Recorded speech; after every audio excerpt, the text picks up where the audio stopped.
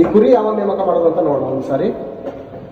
ನಾವು ಹಬ್ಬ ಕುಯ್ತಾ ಇದೀವಲ್ಲ, ಈ ಕುರಿ ಯೇಸು ಕ್ರಿಸ್ತನನ್ನು ದೇವರು ಬಲಿಯಾಗಿ ಸಮರ್ಪಿಸಿದ ಲೋಕದ ಪಾಪ ಪರಿಹಾರಕ್ಕೋಸ್ಕರ ಯಾವಾಗಂತ ಒಂದ್ಸರಿ ನೋಡಿಕೊಳ್ಳೋಣ. ಪೇತ್ರನು ಬರೆದ ಮೊದಲನೇ ಪತ್ರಿಕೆ 1ನೇ ಅಧ್ಯಾಯ 18ನೇ ವಚನದಿಂದ ಓದಿಕೊಂಡು, ನಿಮ್ಮ ಹಿರಿಯರು ಕಲಿಸಿಕೊಟ್ಟ ವ್ಯರ್ಥವಾದ ನಡವಳಿಕೆಯಿಂದ, ಈಗ ಮಾಡ್ತಾ ಇದ್ದಾರಲ್ಲ ಹಬ್ಬಗಳು, ವ್ಯರ್ಥವಾದ ನಡವಳಿಕೆಯಿಂದ ನಿಮಗೆ ಬಿಡುಗಡೆಯಾದದ್ದು ಬೆಳ್ಳಿ ಬಂಗಾರ ಮೊದಲಾದ ನಶಿಸಿ ಹೋಗುವ ವಸ್ತುಗಳಿಂದಲ್ಲ,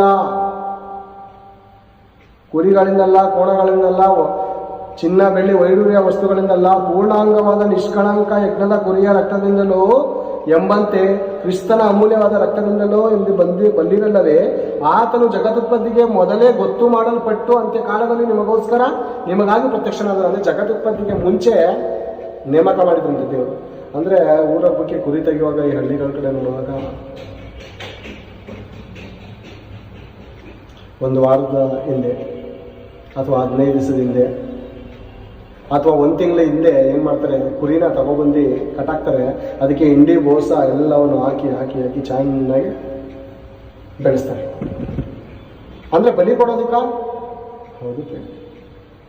ತಂದೆ ಆದ ದೇವರು ಕೂಡ ಯೇಸು ಕ್ರಿಸ್ತನನ್ನು ಈ ಲೋಕಕ್ಕೆ ಕಳಿಸಿ 33 ವರ್ಷ ಆತನನ್ನು ಚಿಕ್ಕನಿಂದ ದೊಡ್ಡವನಾಗೋದನ್ನು ಬೆಳೆಸಿ ಪರಿಶುದ್ಧತೆಯಲ್ಲಿ ಬೆಳೆಸಿದನು.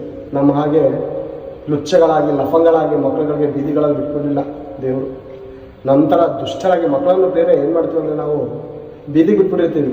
ಏನು ನಾಯಿಗಳ ಹಂದಿಗಳ ಫಾಲೋ ಮಾಡಲ್ಲ. ಅವ್ರು ಎಲ್ಲಿ ಹೋಗ್ತಾ ಇದ್ದಾರೆ, ಯಾರ ಹತ್ರ ಮಾತಾಡ್ತಾ ಇದ್ದಾರೆ, ಏನು ಮಾಡ್ತಾ ಇದ್ದಾರೆ, ಏನು ಚಾಟ್ ಮಾಡ್ತಾ ಇದ್ದಾರೆ ಫೋನಲ್ಲಿ ಅಂತ ನೋಡಲ್ವಾ?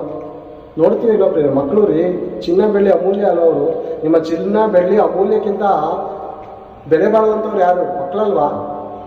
ಚಿನ್ನ ಬೆಳ್ಳಿ ಮಾತ್ರ ಟಜರಿಲಿ ಇಡ್ತೀವಿ, ಬೀರೋಲಿ ಸೀಕ್ರೆಟ್ ಲಾಕಲ್ಲಿ ಇಡ್ತೀವಿ, ಬ್ಯಾಂಕಲ್ಗಳಲ್ಲಿ ಇಡ್ತೀವಿ. ಮಕ್ಕಳನ್ನ, ಗಂಡು ಮಕ್ಕಳನ್ನ ನಾಯಿಗಳಾಗೆ ಬಿಟ್ಬಿಡ್ತೀವಿ ಬೀದಿ. ಹೆಣ್ಮಕ್ಳನ್ನ ನಾಯಿಗಳಾಗೆ ಹೋಗಿ ಯಾವ ಗಂಡ ಇದೆ ಅದು ಸುತ್ತಾಡು ಚೆನ್ನಾಗಿ ಸುತ್ತಾಡೋಣ. ಎಂಜಾಯ್, ಪಬ್ಬಲ್ಲಿ ಎಂಜಾಯ್, ಕ್ಲಬ್ಬಲ್ಲಿ ಎಂಜಾಯ್.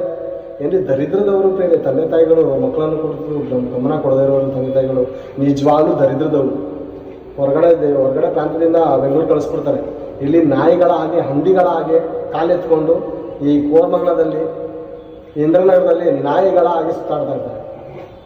ಗಣ್ಣಾಯಿ ಹೆಣ್ಣಾಯಿ ಹಿಂದೆ, ಹೆಣ್ಣಾಯಿ ಗಣ್ಣಾಯಿ ಹಿಂದೆ. ಪಬ್ಗಳಲ್ಲಿ ಕ್ಲಬ್ಗಳಲ್ಲಿ ಬಟ್ಟೆ ಹಾಕಲ್ಲ, ಏನೂ ಇಲ್ಲ. ಧನ ಅಂತ ಕುಣಿತಾ ಇರ್ತಾರೆ, ಬೇಸ್ ಮಿತಿ ಇಲ್ಲ. ಸಡನ್ ಆಗಿ ಗಾಡಿ ಓಡಿಸ್ಕೋಬೇಕಾದ್ರೆ ಢಮಾರ್ ಅಂತ ಗುದ್ದಿಸ ಹೋಗ್ತಾರೆ.